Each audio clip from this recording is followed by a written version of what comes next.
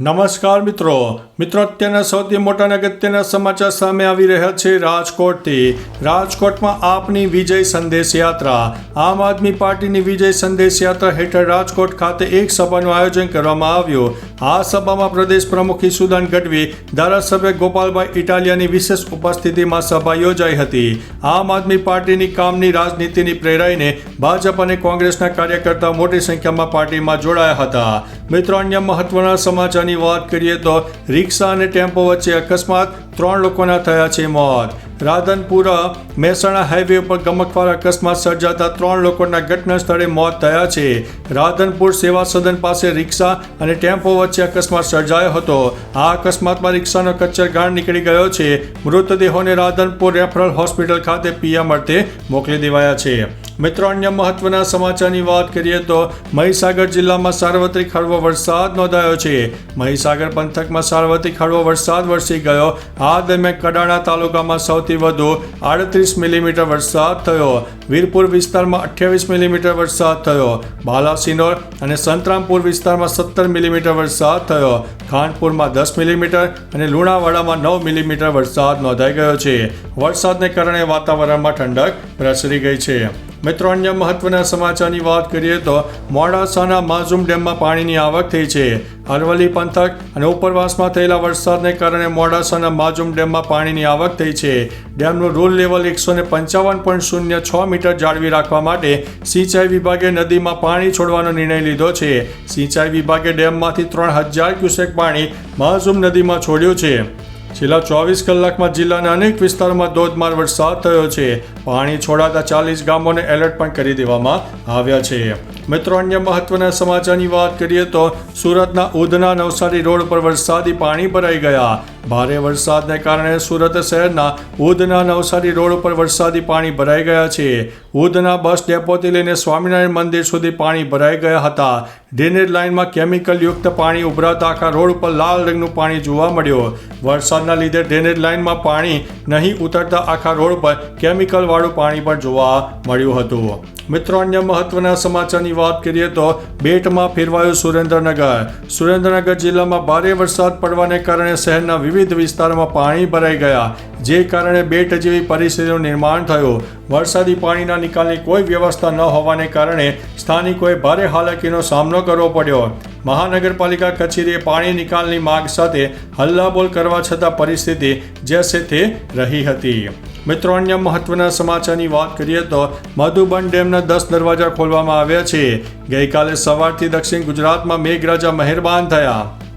દરમિયાન વલસાડમાં પણ સારો વરસાદ પડ્યો, જેમાં ઉપરવાસમાં ભારે વરસાદ હોવાથી મધુબન ડેમના 10 દરવાજા ખોલી નાખવામાં આવ્યા. આવામાં વલસાડ જિલ્લાના નીચાણવાળા વિસ્તારોને એલર્ટ આપી દેવામાં આવ્યું છે. મિત્રો, અન્ય મહત્વના સમાચારની વાત કરીએ તો વડોદરામાં ભારે વરસાદ, પાણી ભરાતા હાલાકી. વડોદરામાં થોડા વિરામ બાદ મેઘરાજાનું આગમન થયું. ભારે વરસાદને કારણે રાવપુરા, ભૂતળી જાપા અને સયાજીગંજ વિસ્તારમાં પાણી ભરાઈ ગયા. પાણી ભરાઈ જવાને કારણે શહેરીજનોને ભારે હાલાકીનો સામનો કરવો પડ્યો. આ સાથે ઘણા વિસ્તારોમાં મગર રોડ પર જોવા મળી રહ્યા છે, જેને રેસ્ક્યુ કરવામાં આવ્યા છે. મિત્રો, અન્ય મહત્વના સમાચારની વાત કરીએ તો નર્મદા પોલીસે કલમ 144 લાગુ કરી અને શાંતિ જાળવવાની અપીલ કરી. ચૈતર વસાવાની ધરપકડ મામલે રાજનીતિ પણ ગરમાઈ છે. ભાજપના તાલુકા પંચાયત પ્રમુખ સંજય વસાવા સાથેના ઝઘડાની ઘટના બાદ ચૈતર વસાવા વિરુદ્ધ ફરિયાદ નોંધવામાં આવી છે. આ ઘટના બાદ રાજપીપળામાં તેમના સમર્થકોનો ધસારો વધવા લાગ્યો છે. જોકે ચૈતર વસાવાના રિમાન્ડ નામંજૂર કરી દેવામાં આવ્યા છે, જેના કારણે પોલીસે કલમ 144 લાગુ કરી છે અને શાંતિ જાળવવાની અપીલ કરી છે.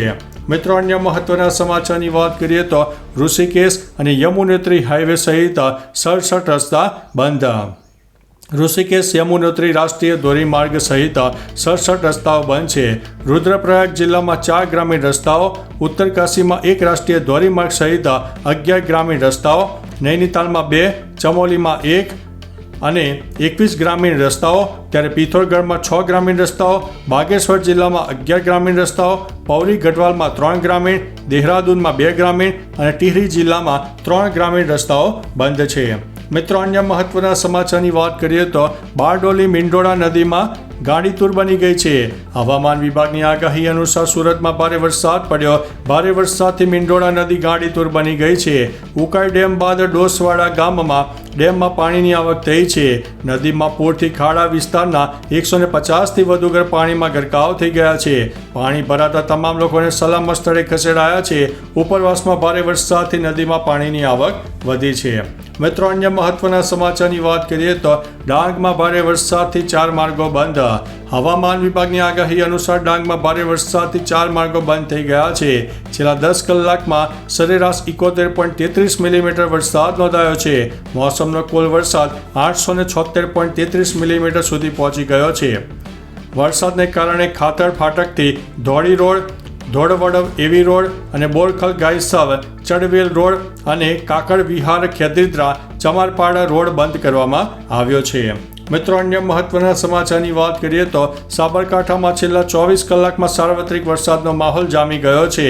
જેમાં વિજયનગરમાં 45 મિલીમીટર, આ ઉપરાંત ઈડરમાં 25 મિલીમીટર, હિંમતનગરમાં 24 મિલીમીટર, વડાલીમાં 20 મિલીમીટર વરસાદ થયો છે. ભારે વરસાદને કારણે જળાશયોમાં પાણીની આવક પણ વધી રહી છે. ખેડબ્રહ્મામાં 12 મિલીમીટર, તલોદમાં 11 મિલીમીટર અને પ્રાંતિજમાં 6 મિલીમીટર જેટલો વરસાદ નોંધાઈ ગયો છે.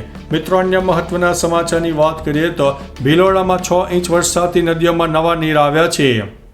અરવલ્લીના ભિલોડામાં 6 ઇંચ વરસાદથી નદીઓમાં નવા નીરની આવક થઈ છે. ભારે વરસાદને કારણે ઇન્દ્રાસી અને હાથમતી નદી બે કાંઠે વહેતી થઈ છે.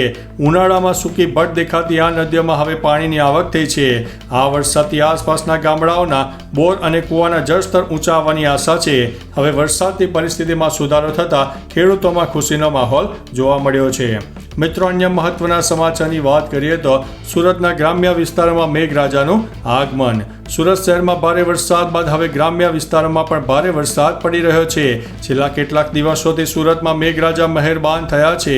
ભારે વરસાદને કારણે માંડવીનો લાખી ડેમ 90% ભરાયો છે અને હાલ ડેમની સપાટી 72.75 મીટર સુધી પહોંચી છે. ડેમની ભયજનક સપાટી 74.10 મીટર જોવા મળી છે. મિત્રો, અન્ય મહત્વના સમાચારની વાત કરીએ તો ભિલોડાના સુણસર ધોધનો મનમોહક નજારો સામે આવ્યો છે. અરવલ્લી જિલ્લામાં આવેલો સુણસર ધોધ ચોમાસાના આગમનની સાથે જીવંત થયો છે. અરવલ્લીની ગિરિમાળામાં આવેલો 250 ફૂટ ઊંચો ધોધ આસપાસની લીલોતરીના કારણે મનમોહક નજારો સર્જે છે. કવિ ઉમાશંકર જોશીના વતન નજીક આવેલા આ ધોધનું કુદરતી સૌંદર્ય માણવા માટે સહેલાણીઓ અત્યારે દૂર દૂરથી પણ આવી રહ્યા છે. તો ચાલો મિત્રો, ફરીથી દેશ અને દુનિયાના સુપરફાસ્ટ સમાચાર લઈને મળતા રહીશો. ત્યાં સુધી અમને રજા આપશો. નમસ્તે.